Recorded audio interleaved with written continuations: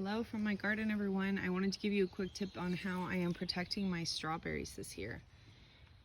The secret weapon is these little drawstring organza mesh bags, little gift bags that you can get from Amazon. You can get them in all different sizes, so you can actually use the same method for a lot of different produce, whether it's on your fruit tree, or if it's for your tomatoes. This can be used for a lot of produce you're just trying to keep the bugs off of while you're waiting for it to ripen. So all I do is, it's pretty obvious, you just slip it over when I would say the berry looks like it's maybe within a week or so of it starting to turn, and then just tie it tightly around it with the drawstring.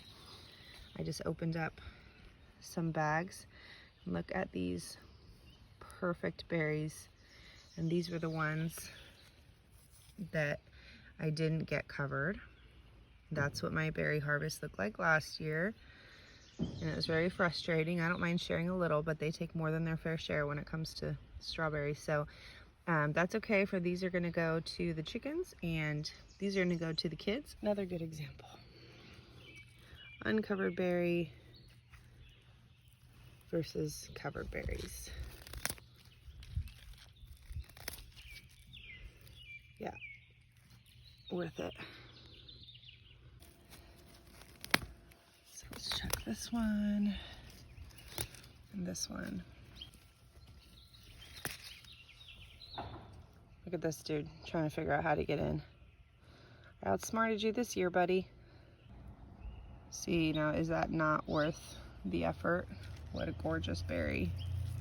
Especially with kids around and how much pesticides, even so-called organic pesticides, are used on strawberries. They've been at the top of the list of the dirty dozen, or now it's the dirty 15, for a long time. And because you eat the skin, you eat the entire thing.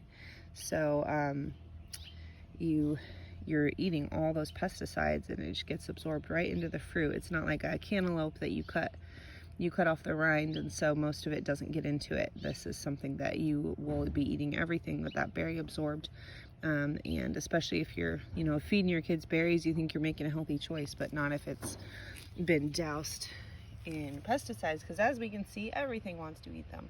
So they're not easy to farm, no doubt, because of that. So grow your own.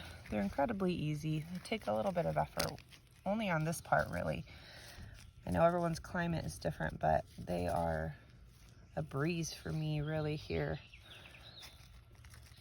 Now you look up here, and some plants, especially certain varieties, they are more upright. You see this one is up off the ground, so it's going to be a lot safer, except for birds. Not many things are going to be able to get that one.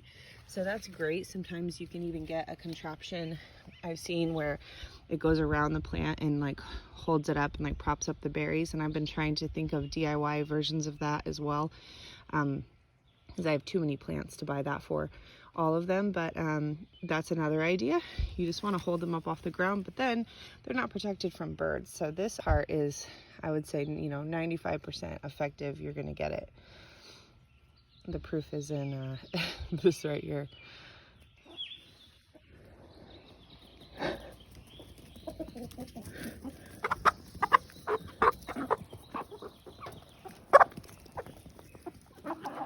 Who wants a slug?